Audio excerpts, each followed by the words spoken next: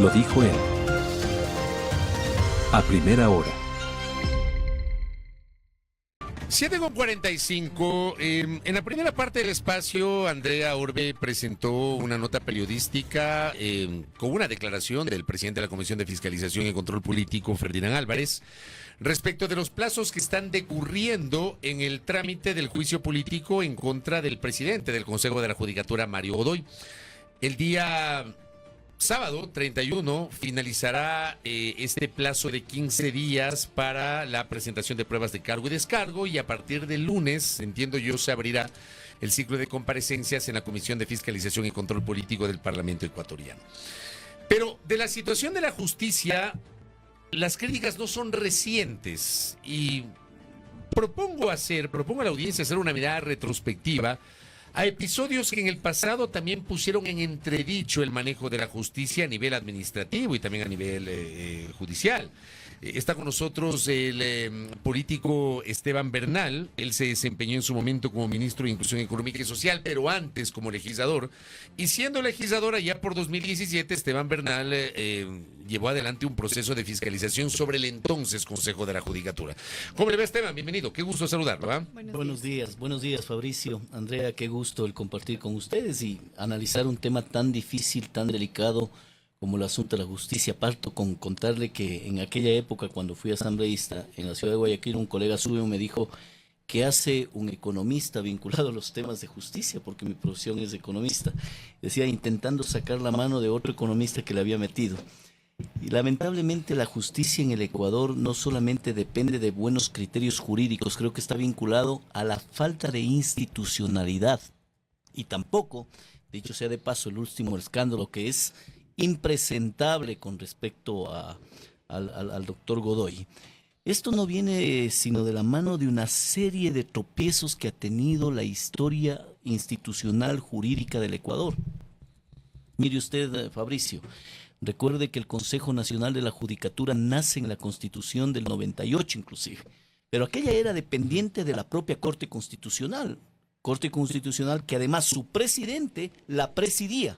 Es decir, tenía un vínculo directo con la cosa jurídica como tal. Luego, en el año 2008, ya todos conocemos. Corte Suprema debe ser. Corte Suprema de Justicia. Corte Suprema de Justicia. Sí, en aquel entonces, sí.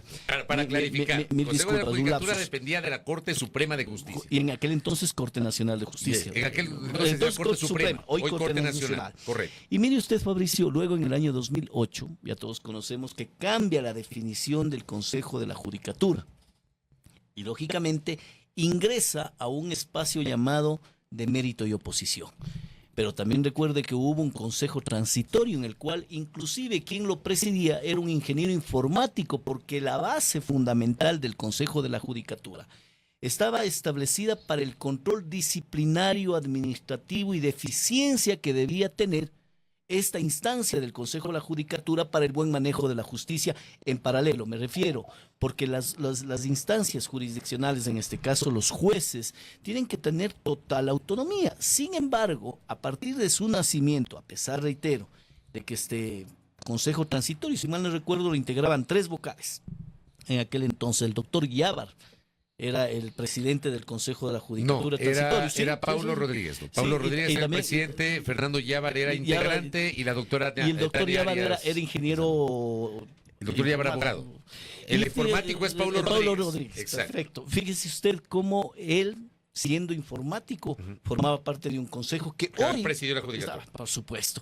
¿Por qué? Porque la lógica, Fabricio, la lógica era que efectivamente esta sea una instancia eminentemente administrativa de control y de regulación disciplinaria, pero no necesariamente en lo que terminó convirtiéndose. Y luego viene la presidencia del doctor Gustavo Yarc y todos los vocales a quien, como asambleísta en aquel entonces, en el año 2017 y 18, tuve la oportunidad de fiscalizarlos y que terminó con la destitución. Pero vivíamos momentos similares, momentos muy, muy similares, en donde la metida de la mano a la justicia se hacía presente por el vínculo político que existe. Por lo tanto, Fabricio, Andrea, yo creo que tenemos que hacer una retrospección como ecuatorianos, como sistema de Estado en su conjunto, y entender que la institucionalidad, a donde yo apelo constantemente, no solamente está enferma, está en cuidados intensivos. La institucionalidad que debe formar parte del desarrollo constante en el Ecuador, en todo sentido, no solamente en el ámbito judicial, en el ámbito policial, en las Fuerzas Armadas, en el Estado ecuatoriano, en la Asamblea Nacional. Tenemos, yo le vi a usted, por ejemplo, quejarse de algo que lo comparto al 100%. La Asamblea tiene unas competencias específicas en el marco de la fiscalización y queremos enjuiciar a un alcalde de una ciudad o fiscalizar a un alcalde de la ciudad cuando tiene un órgano competente para fiscalizarlo. Municipal. Lo propio los prefectos, que tienen un órgano competente, hoy conformado por los alcaldes de las provincias a las cuales regentan. Por lo tanto, eso es ruptura plena de la institucionalidad. Cuando hablo, Andrea, Fabricio, sobre el tema de institucionalidad, no es poca cosa, no es cosa menor. Y aquí quiero invitar a esta reflexión un poco histórica, con algunos desajustes propiamente del paso del tiempo. Pero mire usted lo que pasó en el Ecuador, en algo que siempre salgo a colación con respecto a la institucionalidad. Por ahí en el año 95, 96, nosotros veníamos de un problema grave de tributación. Apenas éramos menos del 1% de aportación al erario nacional el sistema de tributación en el Ecuador. Era una oficinita del Ministerio de Finanzas. Y luego se creó el sistema de rentas internas. ¿Y sabe quién creó la institucionalidad de este país en el marco de tributación? Una mujer, una persona llamada Elsa Romero, el presidente Maguad. Fíjese, no requerimos entrar en una gran cantidad de normativas, de más instituciones de adiposidad, sino la voluntad de una sola mujer valiosa, que en paz descansa, ¿no?, como Elsa de Mena, y crear una institucionalidad que hoy nos rige a todos los ecuatorianos. ¿Se puede hacer esto que plantea con la actual norma constitucional, o usted cree que para generar un cambio de fondo hay que reformar la Constitución redefiniendo el Consejo de la Judicatura o tal vez eliminando este organismo, como han planteado algunos sectores? Yo creo que efectivamente se va a requerir entrar en un cambio eminentemente constitucional, pero para aquello, más allá de que pudimos haberlo logrado a través de una asamblea constituyente que pudo haber llevado cambios estructurales. Recuerde que usted puede reformar la Constitución bajo 3 mecanismos, pero ni siquiera las enmiendas constitucionales que tiene facultad la Asamblea Nacional se lo viabiliza por intereses políticos que predominan a la institucionalidad que demanda el Ecuador para mirar al futuro. ¿Y cuáles serían esos cambios constitucionales? Por ejemplo, extraer de la cosa política a una instancia tan importante. ¿Por qué yo me he vinculado tanto en la política, Andrea? Yo tenía un lema que decía: no hay sociedad libre sin justicia independiente. Si usted tiene vinculado al poder político, porque no me va a decir a mí que el Consejo de Participación Ciudadana, que ha sido una cloaca política histórica desde que nació, desde el año 2008, no ha sido quien ha generado la mayor cantidad de escándalos y quien a su vez genera lamentablemente la designación por selección a los miembros y vocales del Consejo de la Judicatura. Esos son cambios sustanciales y estructurales que se tienen que manejar en el Ecuador. Penosamente, hoy tenemos a un señor presidente del Consejo de la Judicatura ávido de salir a dar miles de declaraciones y contrariar lo que hoy demandamos los ecuatorianos como cosa mínima: una renuncia en el marco ético. Muchos dirán, pero es que también a veces a un político se le acusa y no renuncia inmediatamente. Hay que hacer un sopeso de valor. ¿Quién es una autoridad electa mediante votación popular y quién es una autoridad electa mediante designación de selección? Tienen un peso de responsabilidad enormemente distinta. La segunda, en este caso el doctor Godoy, está obviamente limitado de probidad notoria. Existe una serie de cuestionamientos que le obligan, le invitan por ética, que es otro de los elementos o de los principios básicos que ha perdido el Ecuador, a que tengamos una renuncia para que pueda efectivamente, diría yo, defenderse en el marco de sus propios derechos, pero fuera de una institución que es de enorme trascendencia y delicadeza. Y a ello, paralelamente, Andrea, hay que también hacer un pequeño llamado de atención: el silencio de los vocales. Por ahí una o dos vocales han hecho algún pronunciamiento, pero es un órgano colegiado que está regulando los espacios disciplinarios del Consejo de la Judicatura y de la Justicia ecuatoriana. Entonces, cuando usted tiene a un juez como el doctor Serrano, que viene de mi provincia, dicho sea de paso, del cantón Gualaceo, ¿no? Un probo abogado, un juez, que tuvo que salir a denunciar conjuntamente con un abogado quiteño como Felipe Rodríguez para explotar esta realidad y esta podredumbre que es una perversa realidad. Por eso digo, hay que comparar los momentos y no son tan diferentes. El Consejo de la Judicatura del doctor Yal y el Consejo de la Judicatura del doctor Godoy. Usted sigue perteneciendo al movimiento, creo. No, yo di un paso al costado hace algún tiempo atrás, fue público. Este momento nos mantenemos en actividades de territorio, con amigos, estructurando temas políticos, pero que este momento lo más importante es verle al país desde una perspectiva más integral, no partidista. Le pregunto esto porque precisamente y hace poco con la principalización de Alexandra Villasís en el Consejo de la Judicatura, mientras pedía licencia a Mario Godoy, se acusó al movimiento, creo, de tener relaciones con la Revolución Ciudadana, que incluso antes Revolución Ciudadana no quiso fiscalizar a los ministros de Guillermo Lasso, etcétera. Sobre esto, ¿qué opinión a usted le amerita? Que es risible bajo todo punto de vista. Una funcionaria que estuvo a nivel de subsecretaria y que tiene todo el derecho de ejercer su profesión y tener las aspiraciones necesarias para cumplir a lo largo de su vida, luego de haber pasado por un gobierno al cual sí hemos pertenecido otros en instancias de ministerios, de viceministerios, y ser vetada por esta realidad la doctora para no sustituir al doctor Godoy y argumentar un vínculo en ese sentido, es un poco risible, pero es los movimientos de la política. Yo creo, Andrea, que esa realidad podría invitarnos a hacer un grado de comparación de muchos quienes estuvieron también en el gobierno del presidente Lasso, que están ahora en el gobierno y que forman parte de una estructura, y nadie se ha atrevido a quejarse de un vínculo por ahí que puedan existir. Son realidades, inclusive yo diría laborales, inclusive yo diría profesionales, pero no de carácter político, sin duda. ¿Por qué usted decidió dejar Creo? ¿Hubo desavenencias con el presidente Lasso?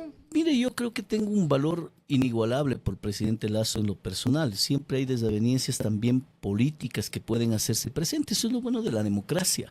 Y recuerde usted, mi querido Fabricio, que las organizaciones políticas, y fue algo de lo que también usted ha recordado, que cuando fui legislador, impulsé en el cambio del Código de la Democracia, no apoyado, por supuesto, por la mayoría oficialista de aquel entonces de la Revolución Ciudadana, para que las organizaciones políticas se conviertan en verdaderos intermediarios entre la sociedad civil y el Estado. Cuando usted logre que estas instancias políticas se conviertan efectivamente en formadores de líderes y lideresas, se estructuren alrededor de una instancia que intermedie con propiedad esa demanda ciudadana, como la que acabamos de ver con relación a la justicia, y promueva la existencia de cuadros que defiendan esos postulados en el ámbito del deporte, en el ámbito de la justicia, en el ámbito de la educación, habríamos logrado un gran avance. No digo que las instituciones políticas en el Ecuador son la panacea de la totalidad. Yo creo que la organización a la que usted hace mención tuvo un gran intento, pero no terminó siendo la instancia política que uno demanda. Y quizás esas desavenencias hizo que yo dé un paso al costado, con conocimiento. El hecho de que no sea una organización política pura, que no tenga una estructura propia que permite efectivamente la independencia en el ejercicio de la política. Las organizaciones políticas, Andrea, tienen liderazgos, pero no dueños. Y esa es la diferencia que puede uno instaurar. ¿Y Creo tenía liderazgo o tenía dueño? Mire, yo creo que Guillermo lideró en su momento con mucha profundidad y llegó a la presidencia, pero cuando uno debate al interior y ese debate no es valorado, uno tiene que dar un paso al costado. Ahora yo le pregunto a usted, a mí me extrañó mucho, y esto yo le he dicho públicamente en varias ocasiones, hubo un proyecto político que durante una década trató de llegar al poder, me refiero a Creo, desde su primera incursión política en el año 2012 para la campaña en 2013, y a lo largo de casi una década fueron estructurando, hablaban del tanque de pensamiento, de Ecuador Libre, el think tank a través del cual supuestamente tenían todo un plan de gobierno, pero llegan al gobierno e incluso no tenían gente para poner en puertos clave. Y luego, yo hablo de mi sensación, y esto lo he expresado públicamente, a mí me dio la impresión de que no tenían un derrotero definido. Al final, ¿tenían plan o no tenían plan? Mire, quizá por ahí no iba el día de hoy la entrevista, pero soy muy gustoso de responder.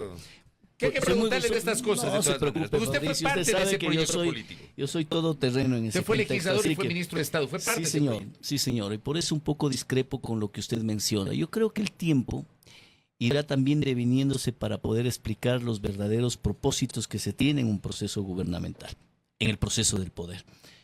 Yo discrepo en cierta forma de que no hayan existido los cuadros y le invito, por ejemplo, a comparar en algún momento los cuadros que estuvieron al frente de las instancias ministeriales y los que eventualmente podemos tener en la actualidad. Primera cosa. Segundo, yo creo además de que sí habría un derrotero claramente definido con respecto a qué queríamos en política social. Ahí estuvo vinculado el tema de desnutrición crónica infantil, que fue contrastada, peleada, luchando contra aquella perversa situación de las personas en mayor nivel de vulnerabilidad y se logró una reducción del 3.5%. Por ejemplo, una reducción de la pobreza del 35 al 27%, por ejemplo, de la pobreza extrema del 14 al 9%, por ejemplo, se logró adicionalmente un canje de deuda, el más grande de la historia de la humanidad, con casi más de $1.000 millones con respecto a la protección ambiental de Galápagos, de las Islas Galápagos. Entonces, decirnos un poco en ese contexto yo creo que es generalizar que hubo dificultades y que hay errores que hoy lo estoy plasmando, por ejemplo, en unas memorias que estoy escribiendo sobre toda la vida pública que he podido aportarle al país y que en algún momento cuando lo concluya lo podemos debatir. Hubo errores y de forma, y quiero que le dé ahora, lo voy a hacer público por primera vez, político y comunicacional. Político, porque no terminamos de entender de que uno, y sin miedos, porque a veces estos son los que políticamente es incorrecto cuando se dice, venimos de un hecho político llamado elecciones, para administrar una cosa pública que muchos quieren extraerse de la política cuando saben que la vinculación de cada decisión que se tome en la administración de la presidencia, de la prefectura, de la alcaldía o de una junta parroquial, tiene incidencia política, por lo tanto hay que actuar con concepto ideológico político, no hay que extraerse de eso. Teníamos, Fabricio, y esto lo digo y lo voy contando en un micrófono abierto, teníamos coordinadores zonales de algunos de los ministerios haciendo campaña por el no en la consulta popular que impulsamos como gobierno. Imagine usted,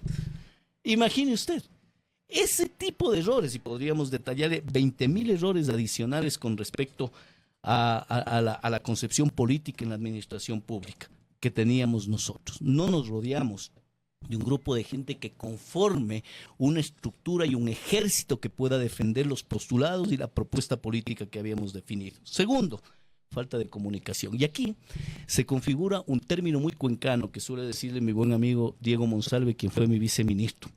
Él suele decir el demérito del mérito. Y déjeme desarrollarlo muy rápidamente. Cuando llegamos, el ministro de Economía, si mal no recuerdo, Simón Cueva en aquel entonces, manifestó que la Revolución Ciudadana en alguno de sus años habría llegado a gastar $250 millones en un año en esa famosa estructura del estado de propaganda, muy debatido hoy en día y que no entramos en el detalle si fue o no fue. $250 millones. Yo vi personalmente golpear la mesa al presidente de la República y decir que eso era lo más injusto que podía existir. Lo más injusto, porque efectivamente gastarse $250 millones cuando tienes niños con desnutrición crónica infantil, los niveles de pobreza acrecentados por el tema de la pandemia, etcétera, etcétera, etcétera. ¿Eso se convierte en un mérito? Sí, señor, es un mérito, pero con el transcurrir de tiempo se da y se configura la frase que arranca esta reflexión. Se terminó siendo el demérito del mérito, porque lejos de gastar $250 millones, se gastó una cifra irrisoria, inclusive comparable con otros gobiernos autónomos descentralizados, con otras instancias de carácter privada en el país que gastaban más recursos para publicitar sus productos, y el gobierno nacional gastó infinitamente menor. O sea, se fueron al extremo. Nos fuimos al extremo. Eso terminó convirtiendo el mérito en demérito. Nadie conoció a profundidad lo que hoy por hoy, como por ejemplo, debatimos rápidamente con usted en este medio de comunicación. Pero en ese mismo contexto, entonces, Esteban, lo que usted nos dice es que no se lograron reunir, digamos, a personajes que pudieran concentrarse en esta estructura que ustedes querían. Es un poco lo que decía entonces Fabricio, es decir, después de casi una década de preparación, al final del día esa estructura no funcionó porque habían personas que incluso hacían campaña en contra del mismo movimiento momento. Pero no solo eso, sino que también, por ejemplo, el tema de cárceles fue también algo que impresionó al país. 400 muertos en las masacres entre 2021 y 2023 que tuvo el Ecuador en ese sentido. Es decir, más allá de la comunicación, hubo cifras que le dejaron al país también en mal predicamento. No voy a negar ninguna de las argumentaciones que usted plantea, pero termina existiendo también una reflexión, así como hicimos en el inicio de la entrevista, sobre el génesis del problema de la justicia ecuatoriana, el génesis de la delincuencia en el Ecuador. No fue pues en los primeros 2 meses, recuerde usted, Andrea, que un mes antes de iniciar el gobierno del presidente Lasso, tuvimos un problema enorme de amotinamientos en las cárceles, un mes antes. Y 3 meses después de eso volvimos a tenerlo. ¿Acaso era culpa de ese gobierno en esa coyuntura? No, existe un génesis que está vinculado a otro tipo de políticas públicas que penosamente es claramente identificable y que yo estaría dispuesto a debatirlo, a analizarlo en un programa de media hora o 2 horas en la profundidad de esta realidad lacerante que aqueja al Ecuador. Hablábamos de extramicrófonos antes de empezar, decíamos que no hay cómo caminar por aquí, por Ashires, en calma con el celular en la mano, porque ese es el Ecuador de hoy, es el país con mayores índices delincuenciales de América Latina. Y penosamente, eso no puede ser tildado únicamente a 1 o 2 gobiernos. Hay que ir a la génesis mismo de esta problemática y si es que hay el espacio y el tiempo podemos empezar a analizar. Le vamos a comprometer para que nos vuelva a acompañar. Y solamente cierro con esto en honor al tiempo. El 26 de enero del 2024 usted fue censurado por la Asamblea Nacional en su condición de exministro de Inclusión Económica y Social. La censura implica una prohibición de ejercer actividad pública durante 2 años. Esos 2 años se cumplieron hace 3 días. Es decir, usted está nuevamente habilitado para ejercer actividad pública. Usted va a ser candidato, piensa ser candidato, va a retomar su actividad política una vez que se ha levantado esa sanción de la censura de la Asamblea Nacional. Mire, Fabricio, estoy aquí reiniciando en actividad pública también válida, como es el opinar, en dar los puntos de vista, en el debate. Le mencioné, yo diría anticipadamente, un poco de esta posibilidad de generar unas memorias que entregaría al país como parte de un aporte académico para que se pueda debatir, contrastarlo. No necesariamente una candidatura a tal o cual dignidad, alcaldías, prefecturas o presidencia de la República o Asamblea Nacional, es una forma de hacer política y política de la buena. Existen varios espacios. Por ejemplo, yo, así como mencioné hace un momento bajo la pregunta e inquietud de Andrea sobre las organizaciones políticas y también con usted reflexionando, decía, son verdaderos intermediarios entre la sociedad civil y el Estado. ¿Sabe cuál es la otra instancia de la sociedad que cumple ese papel? Ustedes, los medios de comunicación, verdaderos intermediarios entre aquella sociedad civil y el Estado, aquella sociedad civil que demanda permanentemente cambios e información expedita, auscultada, indagada por parte de la sociedad. ¿Y cuál puede hacer aquello? Los medios de comunicación. ¿Por qué hago esta reflexión? Porque todos cumplimos un papel en este gran engranaje de la cosa pública, inclusive los sectores privados, con su propia aportación, generando empleo, cumpliendo las normas, cumpliendo las reglas, haciendo de este país el cumplimiento mismo de las responsabilidades que tenemos como ciudadanos. Cuando un ciudadano no coima a un agente de tránsito o no intenta coimar a un agente de tránsito, también contribuye con el desarrollo de este país, porque empieza a cambiar la cultura de una ciudadanía que para tener todo el mérito del mundo de reclamar a la política, de que cambie o actúe de una forma u otra, tiene que empezar cambiando por sí mismo. Por eso le digo, Fabricio, jamás rehuiré a estar dentro de una participación política electoral, pero sin embargo no es mi aspiración inmediata. Lo aseguro y lo confirmo. Lo que sí jamás dejaré de estar es presente en la opinión, en el debate permanente, en la guerra de las ideas, porque en el momento en que usted expresa, yo he tenido discrepancias con la instancia pública y política que mencionamos hace un momento, pero la defiendo cuando tengo que defenderla, y tenemos que entrar en un debate sobre resultados y hechos, no sobre coyunturas, no sobre momentos que me convenga o no, y ese ha sido el cantar constante de la política en el Ecuador. Ojalá en el futuro tengamos una mejor asamblea que represente efectivamente los intereses de la sociedad. Y concluyo con esto, Fabricio, concluyo con esto. En el libro La Ruta de la Gobernabilidad que escribe el doctor Osvaldo Hurtado Larrea, expresidente de la República, hay una faceta clarísima que explica sobre cómo se comportan no solamente el Congreso del Ecuador, en aquel entonces llamado Congreso, sino los congresos de América Latina. ¿Y sabe qué reflexiona? A quien le creo profundamente, porque fui parte de esa Asamblea Nacional. Los congresos en América Latina son el fiel reflejo de una sociedad, el fiel y auténtico reflejo de la sociedad. Entonces, ¿a dónde debemos apuntar? A cambiar como sociedad para que tengamos una mejor asamblea, porque en la asamblea usted tiene académicos, profesionales, vagos, irresponsables, delincuentes, de todo. Es el fiel reflejo de la sociedad. Mientras disminuyamos esa condición de la sociedad, tendremos una mejor Asamblea Nacional. Ni diga, porque la Asamblea de hoy tiene una serie de cuestionamientos. Gracias, Esteban, por el tiempo. A usted por el espacio. Esteban Bernal, que ha estado con nosotros, dirigente político, ex ministro de Estado, ex asambleísta, conversando acá en la primera hora sobre la política y sobre el estado de la justicia, lo que está pasando en el Ecuador. Primera plana. Todas las noticias, todas las voces.